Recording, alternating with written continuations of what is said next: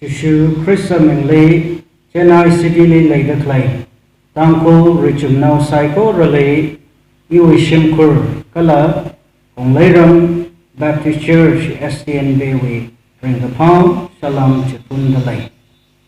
Chennai Lay the Clay, Member Psycho Relay, Rawi Chingri Gahai, So Committee Tashin Milno. Rawi Chandapam, Ashok Havai, Atam Samgapang Wivang, Chennai Baptist Church, Yokohama, Sherva Bing, Kala, Member Bing Psycho Relay, Iwi, Bring the Palm, Nengashi, Pong Shok the Lay. Kala Matai Mida, Ili Kasak, Robert Raleigh, Ningshi. Itum hitada akka aina akka tom rokta raigasang thot hele mapung gapha ka kashum garashi akka sada tui khabai itum hotnase COVID-19 coronavirus hina maram sada itum cherishli kalaka khasada khorum khangrum kala sehasa khangrum masod mi khangrum Malay Ture. Kathalala itum kacha wishim lipamda. Raleigh took my gaseha salaka. Itumay mangla rendi maswita lakla. Raleigh naimida optui say angay. The promised peace. The rana mashit ni gahai. Singri gahai John chapter 14 verse 27. Gospel John chapter 14 verse 27. Peace I live with you, my peace I give you. I do not give to you as the world gives. Do not let your hearts be troubled and do not be afraid.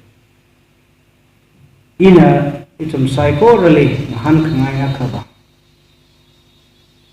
Is it possible to have peace when there are conflicts, war and outbreak of disease?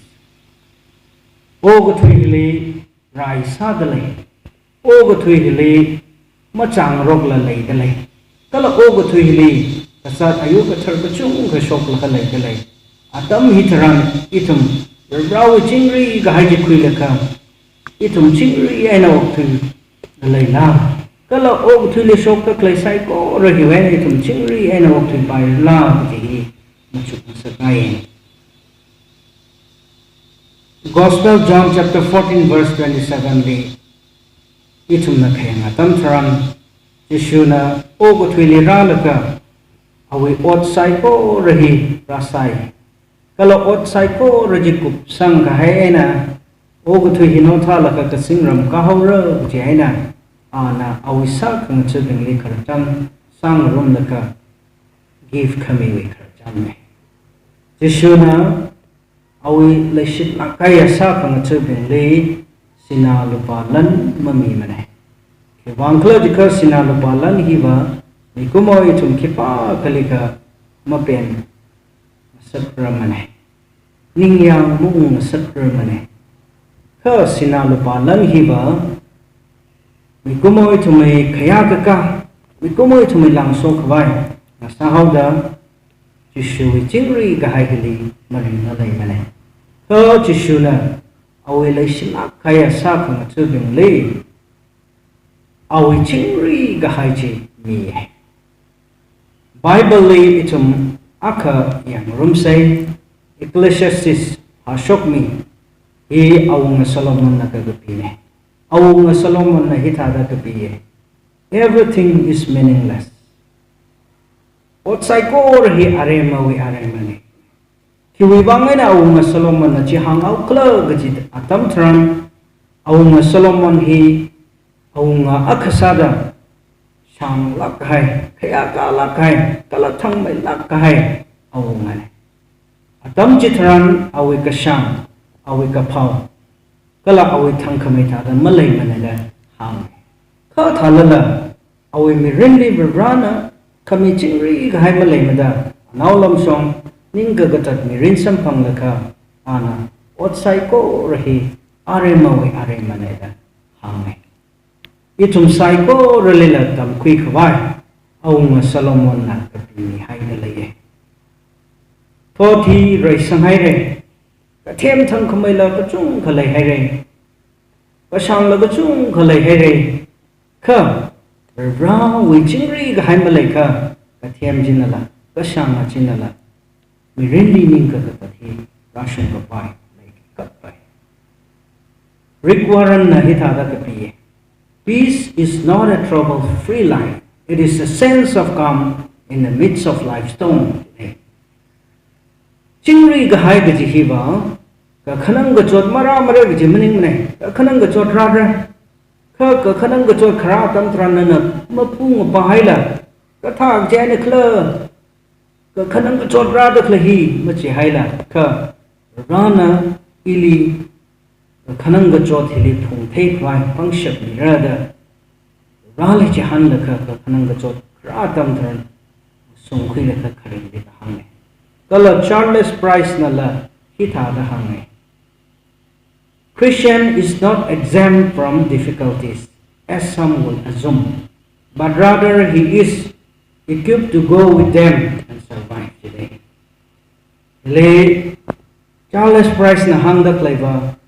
Vereshin awi tumbingli mokok mi mako kachot ka khanang wena kai khana phaninge.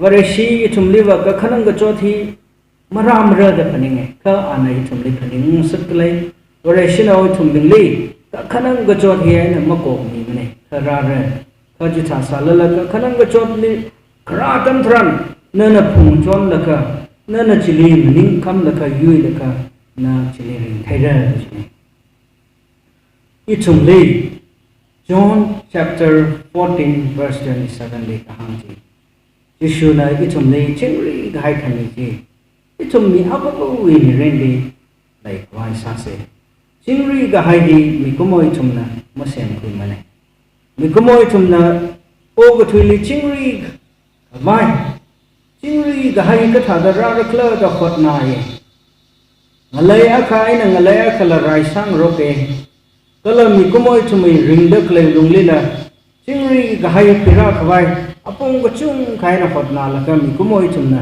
shem khui khwai la sai ko chingri ga hai ki itum mai na kharam ni le raw we na kharam jishu na itum le khani jishu we chingri ga hai ki itum khui se o ga thui na kipa khana mang ni ram ko ka jishu ni ham sang la ka jishu ni ko khui ga sang tam tha chingri ga hai ki sam ra Yeshu we chingri ga haijina samphangda iwi mirili nawi mirili nawi shimkurli iwi shimkurli nawi churchli associationli nawi associationli hina hungda itum chingri ana oktri kawai itum patna lakse thod wilung lila aruri sakshilak ana kasalaka COVID-19 coronavirus in maram sada itum chingri ana maklagila issue chingri ga haji khuilaka itum chingri ana oktri kwai